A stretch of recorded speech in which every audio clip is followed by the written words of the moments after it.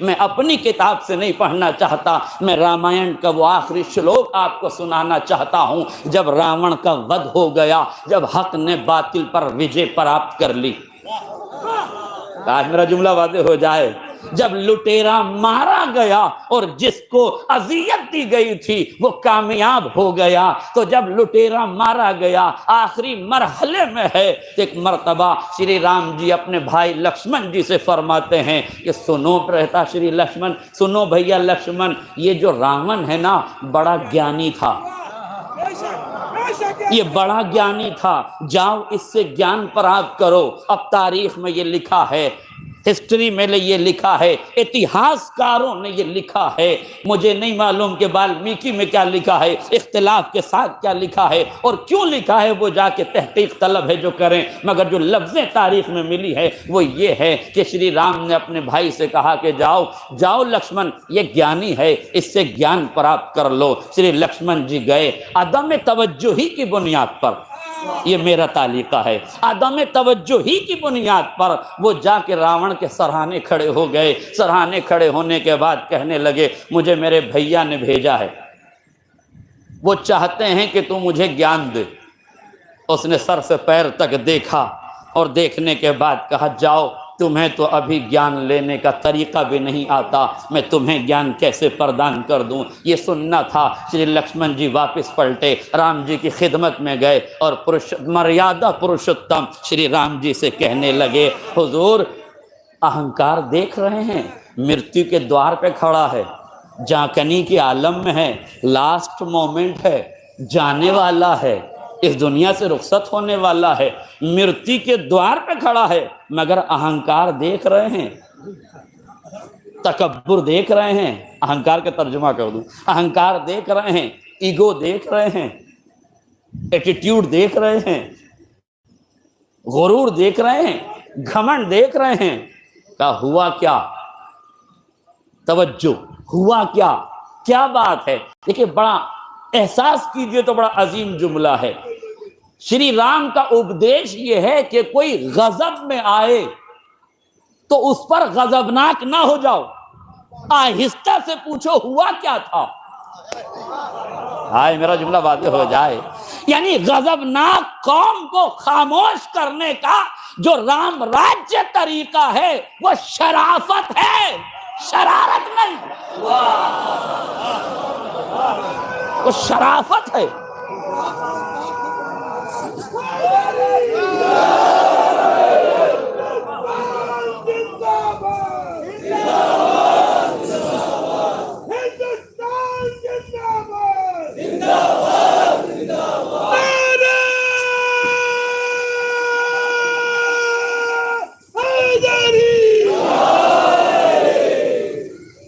गौर फरमाया आपने, फौरन उसे उन्हें शांत किया, खामोश रहो थोड़ी देर, अब बताओ हुआ क्या। कहने लगे भ्राता श्री मृत्यु के द्वार पर खड़ा है, मगर कितना अहंकारी है, कितना मुतकब्बिर है, कितना गुरूर में मुब्तला है। कह रहा है तुम्हें तो अभी शिक्षा प्राप्त करना नहीं आता। श्री राम मुस्कुराए, मुस्कुरा के पूछा तुम खड़े कहाँ थे, तुम खड़े कहाँ थे। कहा मैं उसके सराहने खड़ा था। कहा तो फिर गलत जगह खड़े थे। ज्ञान गुरु के चरणों से प्राप्त किया जाता है, तुम्हें पांति खड़ा होना चाहिए। मेरे अजीजों, ये है राम राज्य की विचारधारा कि जहां तालीम हासिल की जाए वो मुकाम भी लायक एहतराम होता है। यह है राम राज्य की परिभाषा कि जहां से एजुकेशन मिले, जहां से तालीम मिले, उस मकाम का महत्व यह है कि सराहने न खड़े हो, पांति खड़े हो। भाई का उपदेश सुना, फौरन पहुंचे। जाने के बाद पांति खड़े हुए, रावण की आंखों में आंखें डाल के कहा अब तो मुझे ज्ञान दे दो, अब तो मैं सही जगह खड़ा हूं। अब जुमला सुनिए, आखिरी फर्क तक तवज्जो चाहता हूं। रावण ने जैसे ही ये सुना, ये दो रिवायतें हमारी सुन लीजिए ताकि बात को समझने में आसानी हो जाए। मासूम फरमाते हैं खुजिल हिकमता वलौ कान मिन अहलिन निफाक, हिकमत जहां से पाना ले लेना, चाहे निफाक के सीने ही में क्यों ना हो। खुजिल हिकमता हिकमत जहां से पाओ, ऐन खुजू हो ऐन नमा वजद तो मुँह हो, जहां से हिकमत पाओ वहीं से ले लो। दूसरा फिक्रा नहजुल बलागा में अमीर बयानो सुखन मौलाए मुत्तकियान अली इब्न अबी तालिब अलैहिस्सलातु वस्सलाम, मौला फरमाते हैं ला तंजुर मन काल बलुंजुर माज़ा काल। देखो ये न देखो कि कौन कह रहा है, मेरा मुकदमा सुनिए, ये न देखो कि कौन कह रहा है, ये देखो कि क्या कह रहा है। ये न देखो कि रावण कह रहा है, ये देखो कि रावण कह क्या रहा है। आज मेरा जुमला वाज़ेह हो जाए। जैसे ही श्री लक्ष्मण जी ने रावण से कहा कि आप ज्ञान दे दो, तो कहने लगा रावण सुनो लक्ष्मण, मुझ रावण को हजारों देवी देवताओं का वरदान प्राप्त था, किसी ताकत में इतनी ताकत नहीं थी कि मेरा बाल बीका करता, मगर मैं इस अंजाम को पहुंचा हूं अपने अहंकार से। हाय मेरा जुमला वाज़ेह हो जाता। मैं इस नतीजे पे पहुंचा हूं अपने ईगो की वजह से, गुरूर की वजह से, तकब्बुर की वजह से, घमंड की वजह से, अना की वजह से, अहंकार की वजह से। तो ख्याल रखना कभी अहंकारी ना हो जाना। मैं उम्मत मुस्लिमा को, पूरी दुनिया के मुसलमानों को, पूरी दुनिया के हुक्मरानों को ये बताना चाहता हूं, जब ज्ञानी का अहंकार न बचा तो अज्ञानियों का अहंकार। नारे तकबीर, आखिरी आदमी तो हाथ उठा दे। नारे तकबीर, नारे रिसालत, हिंदुस्तान, हिंदुस्तान, इस्लाम, नारे हैदरी। एक सलवात पढ़ दे मोहम्मद और आले मोहम्मद को। हिंदुस्तान तक ठीक है, बस हिंदुस्तान। अहंकार किसी का भी नहीं बचेगा।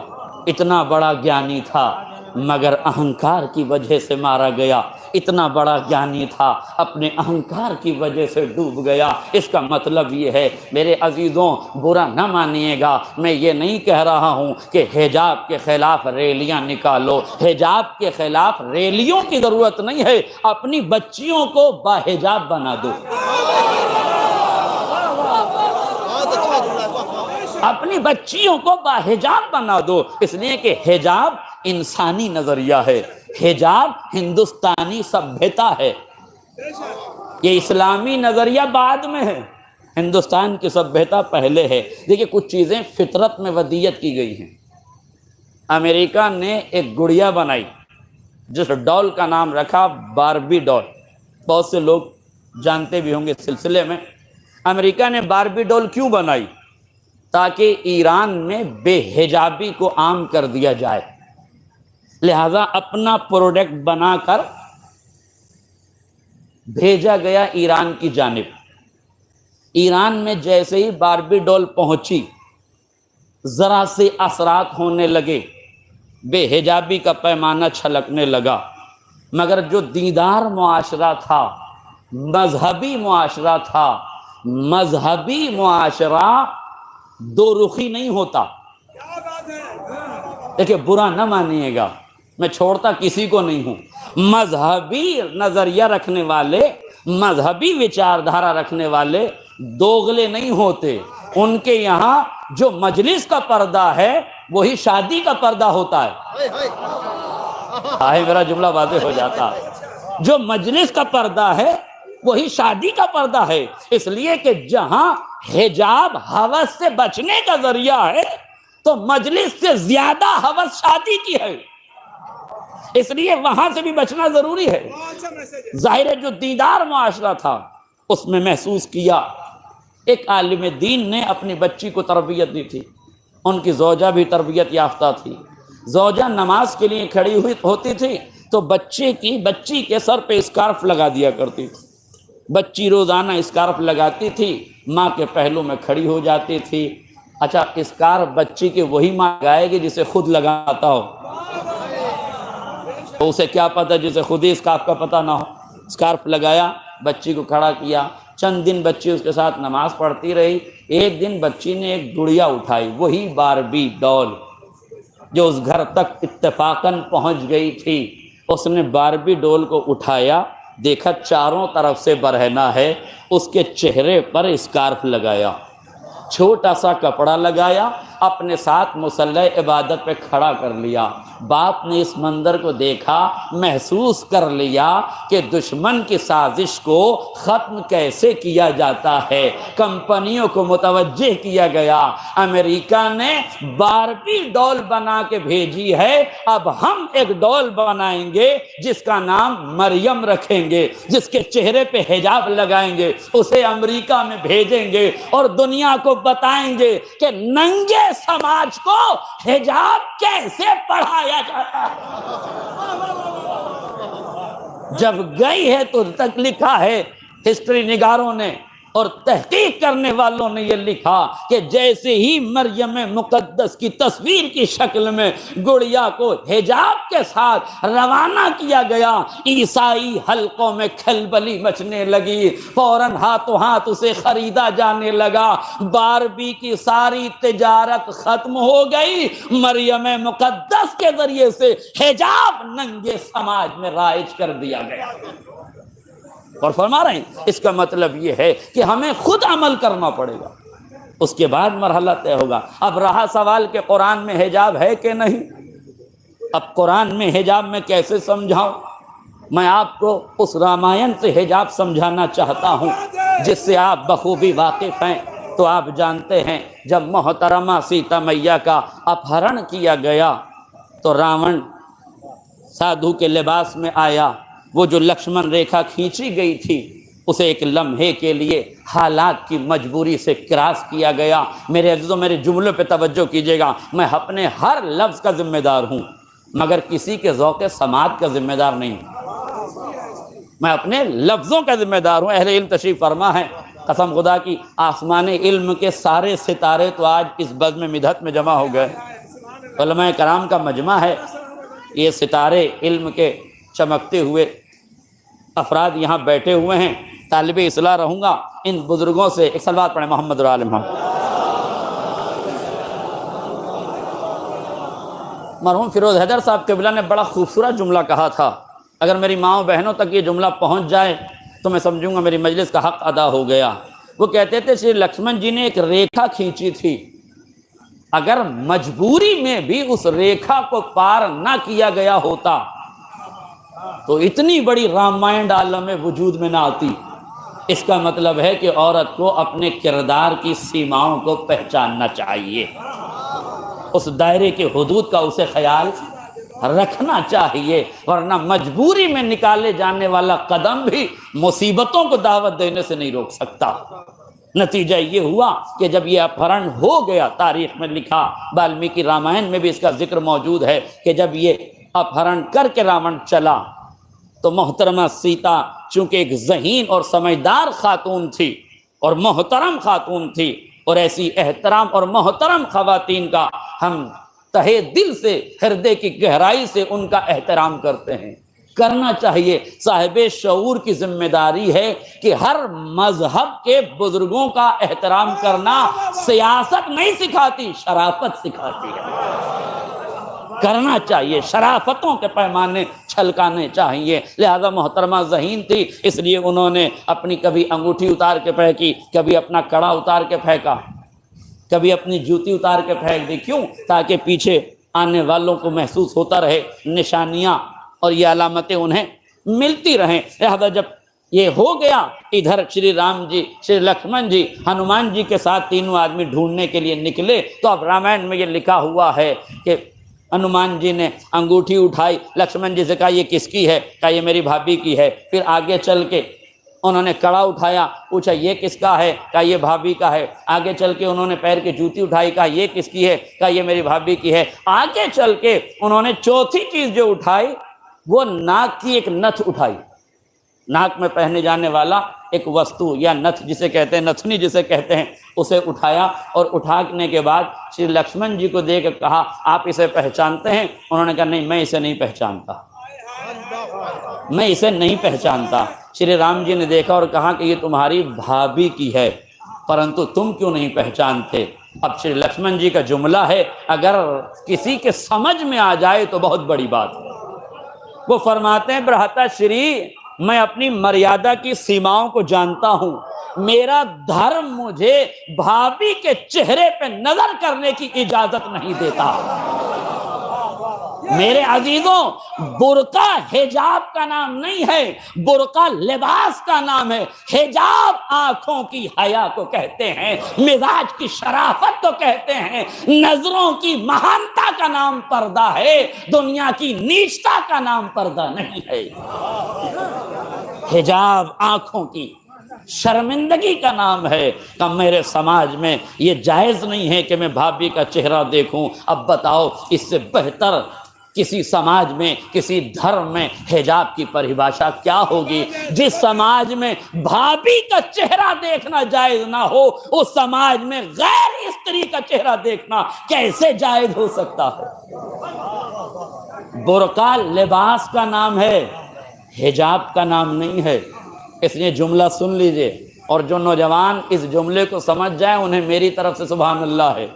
बुर्का लिबास का नाम है, हिजाब का नाम नहीं है। इसलिए जब बुर्का तंग हो जाता है तो वसीउन नजर फुकाहा उसकी हुर्मत का फतवा देते हैं। एक सलवात पढ़ दे मोहम्मद राल मोहम्मद।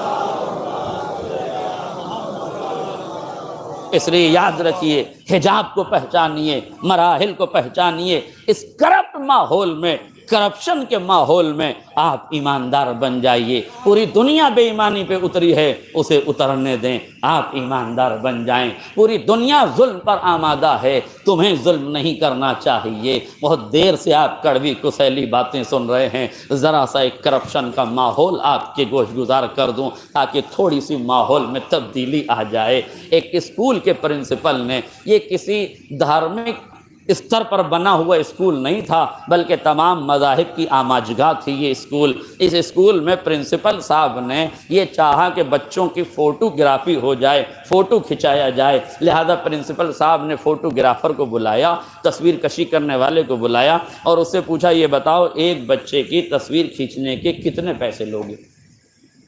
उसने कहा, हुजूर वैसे तो 20 रुपये लगते हैं, मगर चूँकि मामला शिक्षा का है, विद्यार्थियों का है, स्टूडेंट का है, इसलिए आप मुझे 10 रुपये प्रति बच्चा दे दीजिएगा।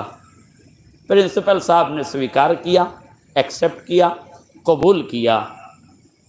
और कबूल करने के बाद क्लास टीचर को बुलाया और बुला के कहा, बच्चों से कहना कल 20-20 रुपये लेकर आएँ, उनका फ़ोटो खींचेगा। प्रिंसिपल साहब ने क्लास टीचर से कहा कि जाके कहना कि कल 20-20 रुपये लेकर आए। जिस स्कूल का प्रिंसिपल इतना महान हो, उसके क्लास टीचर की महानता का क्या आलम होगा। उसने जाके बच्चों से कहा कि अपने घर जाना तो कल 50-50 रुपये लेके आना, इसलिए कि तुम्हारे फ़ोटो खींचा जाएगा। ज़ाहिर महान टीचर से तालीम याफ्ता बच्चा कितनी तरक्की पे जाना चाहिए। ये घर पहुंचा, अपनी अम्मा से कहा कि क्लास टीचर ने 100 रुपये मंगाए हैं। कहा, अच्छा 100 रुपये मंगाए हैं, ठीक है कोई बात नहीं। अब मैं माजरत चाहता हूँ ख़वातीन से, जुमला, सारी ख़वातीन ऐसी नहीं होती, लेकिन समाज में ऐसी ख़वातीन भी होती हैं, वरना ये वाक़या क्यों रुनमा होता। खातून खाना ने कहा, ठीक है अब्बा को आने दो, बात करती हूँ। बच्चा तो शब में सो गया, मगर माँ की ममता तो जाग रही थी। अब पता नहीं कौन सी ममता थी जो जाग रही थी, मगर फ़ौरन शोहर नामदार को मुखातब करके कहा कि कल बच्चे के स्कूल में बच्चे का फ़ोटो खींचेगा। उन्होंने 200 रुपये मंगाए। बेशक आपको हक है मुस्कुराने का, मगर मैं आपसे पूछ रहा हूँ कि बच्चे की तरबियत का पहला स्कूल क्या है? माँ की आगोश। जब पहली ही आगोश में करप्शन की घुट्टी लेके पैदा हुआ है और परवान चढ़ा आगे जाके, तो फिर किस बात की उम्मीद करते हैं कि आप इस तरह के समाज में किस बात की अपेक्षा और उम्मीद रखते हैं। ये व्यक्तिगत सोच ही है जो आपको बदल सकती है। बेईमानी से पैसा कमाना कमाल नहीं है, हलाल लुकमा अपनी औलाद को खिलाना कमाल है। एक सलवात पढ़ दे मोहम्मद और आले मोहम्मद। बस मेरे अजीजों, मुझे बहुत देर आपके सामने गुफ्तगू नहीं करना है, मगर ये बताना है कि हालात में आपको कैसे ज़िंदगी बसर करना है, मजलूमियत में आपको कैसे रहना है, एजुकेशन को आपने नहीं छोड़ना है। ये गलत फहमी है कि जो लोग नौकरी के लिए हाथ फैला रहे हैं। किसने तुमसे कहा कि तुम्हें मुल्क की ज़रूरत क्यों है? तुम्हें नौकरियों की ज़रूरत क्यों है? अपना किरदार ऐसा न बनाओ कि तुम्हें हुकूमत की जरूरत हो। अपना मेयारे इल्म इतना बढ़ाओ कि हुकूमत को तुम्हारी जरूरत हो। अगर हर व्यक्ति सोच को पालना शुरू कर दे तो मुल्क से भुखमरी का खात्मा हो जाएगा। मगर ये सोचना पड़ेगा। बताओ मुझे, अली हुकूमत के मोहताज थे या हुकूमत अली की मोहताज थी? अली हुकूमत के मोहताज नहीं थे। इसलिए जब गदीर में हुकूमत मिली और अरब की नादानी ने हुकूमत ले ली तो अली ने तलवार नहीं दिखाई, किरदार दिखाया। नहीं तवज्जो किया आपने? अली ने कत्ल खून के मैदानों को आबाद नहीं किया, कुरान की बिखरी हुई आयतों को समेटकर मुस्तकबिल के लिए इल्म के चिराग रोशन किए। कि नहीं, आप मुझे बताइए। और अली कैसे खामोश रहे? कोई आदमी हक पर क्यों खामोश रहता है? समझिए, हक पर क्यों खामोश रहता है और इस खामोशी को मुल्क की बका का पैमाना समझिए। ये बलिदान रायगा नहीं जाएगा, मुल्क महफूज हो जाएगा, मुल्क की इज्जतें महफूज हो जाएंगी। इसलिए बलिदान देना जरूरी है। जब लक्ष्य बड़ा हो तो लक्ष्य की प्राप्ति के लिए बड़े बड़े बलिदान देने पड़ते हैं। पहला बलिदान यह है, जुल्म के मुकाबले में सब्र करो, जहल के मुकाबले में इल्म हासिल करो, करप्शन के मुकाबले में ईमानदार बन जाओ, मांगने के मुकाबले में देने वाले बन जाओ। इस विचारधारा का पनपना जरूरी है, इस सोच का आगे बढ़ना जरूरी है, इस नजरिए का आगे बढ़ना जरूरी है। बताओ, अली को हुकूमत की जरूरत थी या हुकूमत को अली की जरूरत थी? अली खामोश क्यों थे? बड़ा पुराना वाकया है, मगर नए अंदाज से सुनाने की कोशिश करूंगा। दो औरतें लड़ती हुई आई, एक ने कहा बच्चा मेरा है, एक ने कहा बच्चा मेरा है। अली ने कहा तलवार लाओ, दो टुकड़े करें, आधा इसे दे दो, आधा इसे दे दो। माँ होने का दावा तो दोनों कर रही थी, मगर ममता उसकी जागी जो असली थी। आए मेरा जुमला वाज़ेह हो जाए। जो असली माँ थी ना, हाथ जोड़े, कहा या अली बच्चा इसे दे दो, मुझे नहीं चाहिए। पूछे तो कोई कि जब हक तेरा था तो मांगा क्यों नहीं? कहा यही तो बताना है, हक बचा रहे, किसी के पालने में जिंदा रहे। आए मेरा जुमला वाज़ेह हो। हक जीवित रहना चाहिए, हक को टुकड़ों में न बंटने दो, हक को टुकड़ों में न बंटने दो। हक जिंदा रहेगा तो अहले हक पहचान लिए जाएंगे। हक ही टुकड़ों में तकसीम हो गया। तवज्जो, हक को पहचानो, अहले हक को खुद ब खुद पहचान जाओगे। ये नहीं कि अहले हक को पहचानो, हक को पहचानो, अहले हक को खुद ब खुद पहचानोगे। दोनों हैं, दावा कर रही हैं, वो कह रही मेरा बेटा है, वो कह रही मेरा बेटा है। अली ने कहा तलवार लाओ, तारीखी जुमला है, जो समझ जाए उन्हें मेरी तरफ से सुभान अल्लाह। तवज्जो कीजिएगा, अली ने कहा तलवार लाओ, दो टुकड़े करो, आधा इसे दे दो, आधा इसे दे दो। हकीकी माँ चीख उठी, या अली बच्चा मुझे नहीं चाहिए, इसे दे दो। ये भी माँ का दावा कर रही है, ये भी ममता का दावा कर रही है, मगर रिश्तों को कटने पे तैयार कौन हो गई? रिश्तों को बचाने के लिए बलिदान देने पे तैयार कौन हो गई? समाज में ऐसी माओं को पहचान के सलाम करो। हाय मेरा जुमला वाज़ेह हो जाए। तारीख़ इस्लाम में ऐसी माओं को पहचानो जिन्होंने कुर्बानियाँ दी हैं, जिन्होंने दौलतें लुटाई हैं, जिन्होंने सरवतें लुटाई हैं, इसलिए कि जिनको हक़ की परिभाषा का इल्म होता है वो हक़ को टुकड़ों में नहीं बदलने देते, 2 कदम पीछे हट जाते हैं। लीजिए, हट गई वो खातून पीछे जो हकीकी माँ थी। ख़वातीन